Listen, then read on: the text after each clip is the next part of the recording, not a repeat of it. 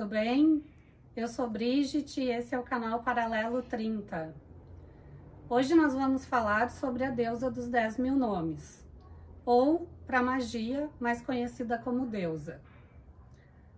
Esse mês é um mês muito importante porque é o mês que se comemora o Dia Internacional da Deusa, que ocorre sempre no primeiro domingo do mês de setembro. Por que o mês de setembro? Porque é o mês 9 do ano, então tem a simbologia da gestação, que é uma simbologia muito importante para a deusa. Então, quem é a deusa, né? A deusa é a terra, ela também é representada pela lua, ela também é representada pelo universo, ela é tudo que há. A deusa da magia, que nós cultuamos na magia, ela se parece muito com a história de Gaia, que é a deusa grega, né? Que originou tudo. Então, eu vou contar um pouquinho da história de Gaia para vocês. No início, então, havia apenas o caos e o pensamento do caos, que era Eros, que era a ordem.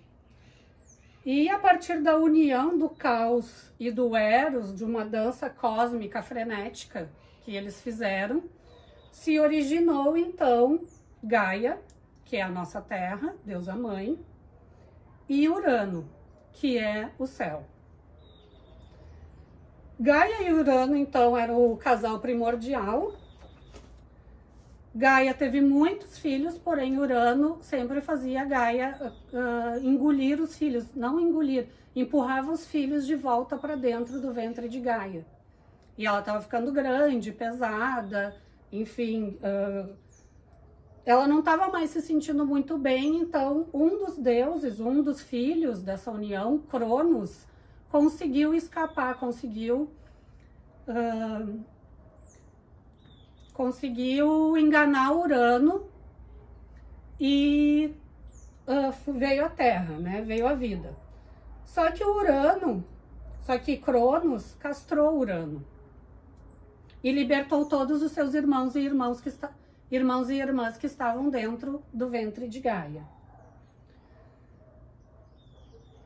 Só que daí essa história dos deuses gregos é uma história bem longa, eu vou ficar mais nessa parte de Gaia mesmo, tá? Então, Gaia é um ser primordial, que representa a fertilidade, Mãe Terra, o sagrado feminino, a gestação, os ciclos menstruais, enfim, todo o universo representado pelo lado feminino, pela energia feminina. Como a gente reverencia Gaia? É muito simples. Você pode andar descalço numa mata, na natureza, numa grama.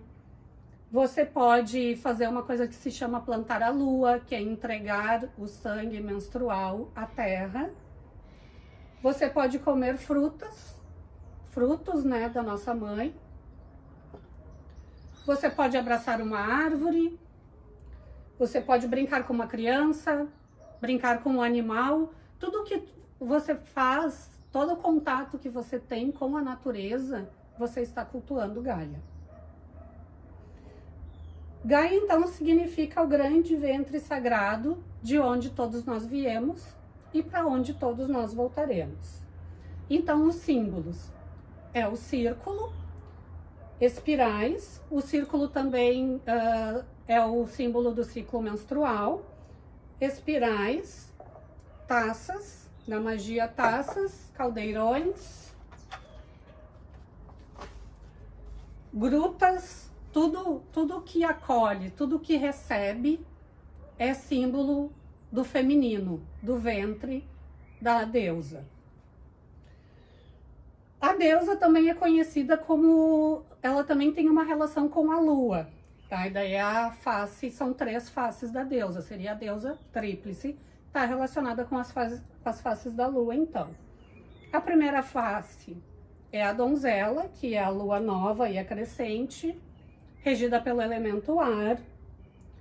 O ponto cardial é o leste e é o significado da primavera. As características da donzela: juventude, virilidade, feminilidade, sexualidade, criatividade, independência, vigor, são as deusas guerreiras. A face da deusa donzela são as deusas guerreiras. É importante salientar que aqui esse nome donzela não tem nada a ver com virgindade, tá? Tem a ver com vigor, com entusiasmo, com força. É a face da deusa que ela tá com a energia masculina muito forte, que ela vai em busca, que ela cria, que ela deseja. Tem a ver com isso e não com virgindade. Então, as deusas guerreiras, né, existem muitas, por isso que a deusa é chamada da deusa dos 10 mil nomes. Eu trouxe algumas aqui. Então, Afrodite, Ártemis, Atena, Perséfone, na mitologia grega, são as deusas na fase donzela. Diana, na mitologia romana.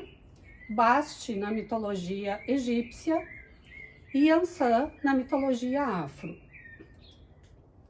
A outra face da deusa, a segunda face, que é a face mais cultuada, é a deusa mãe, representada então pela lua cheia.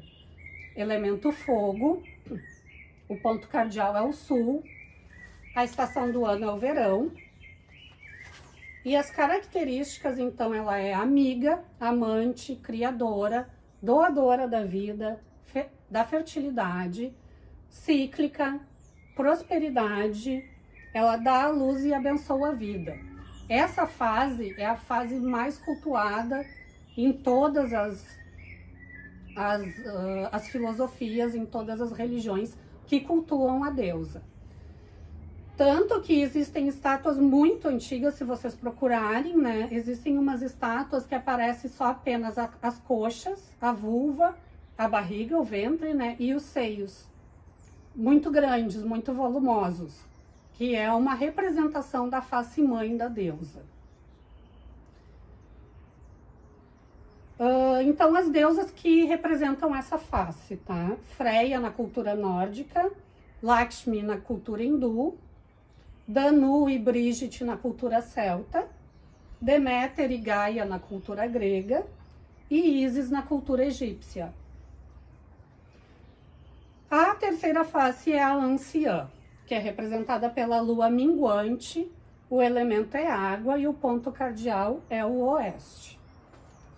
Na face anciã, então, ela é também representada pelas estações outono e inverno do ano.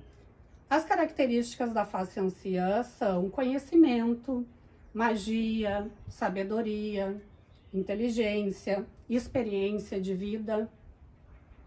As deusas que representam a face anciã da deusa, então, são Hécate na mitologia grega, Kali na mitologia hindu e Nanã na mitologia afro, entre outras, né? Eu trago aqui as mais conhecidas. Essa fase, então, ela é representada pela fase da mulher do final da menstruação, a fase que ela deixa de menstruar, então ela está passando por uma fase de desapego, de transmutação, se encaminhando para a morte. Porém, a gente fala que a deusa é tríplice, mas tríplice são as 3 fases visíveis da deusa. Existe uma face oculta da deusa, que é os 3 últimos dias da lua minguante e o início da lua nova, que representa o fim e o começo, a destruição e o renascimento. É nessa face que a deusa está com o seu poder mais pleno, porque ela não recebe a iluminação da luz do sol. Então, a gente não vê a lua no céu, e é quando ela, então, pode ser quem ela realmente é. Misteriosa, é o ápice da energia feminina, o inconsciente, a sombra, a destruição para o recomeço. E as deusas que representam essa face, então, da deusa, seriam as deusas negras. Lilith, na cultura hebraica, e Morrigan, na cultura celta.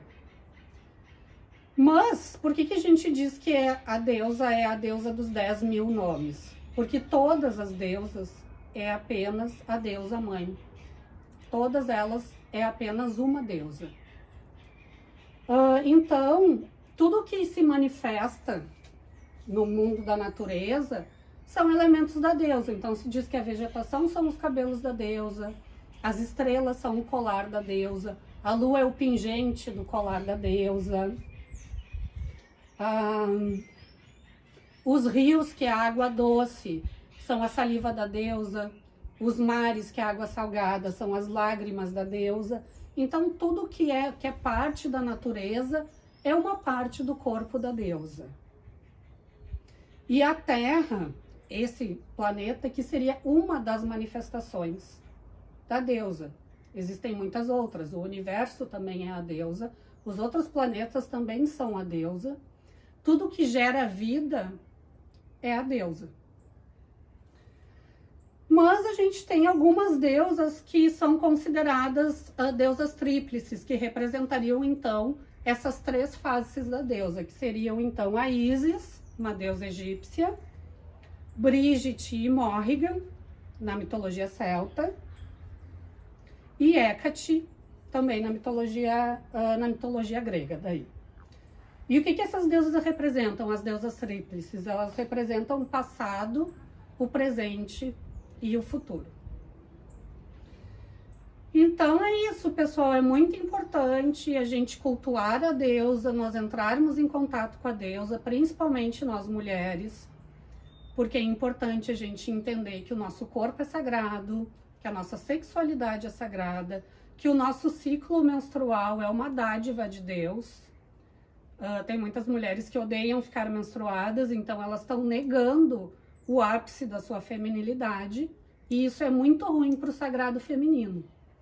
Então é importante que a gente cultue a deusa e cultue a nós mesmas, o nosso corpo, o nosso ventre, as nossas mamas, porque é isso que nos faz ser o feminino, a energia feminina, que cria, que nutre, que dá a luz de tudo que existe no mundo. Certo, queridos? Então é isso, espero que vocês tenham gostado. Curtam, se inscrevam no canal, ativem o sininho e compartilhem. Um beijo! Eu sou a deusa dos 10.000 nomes, infinito.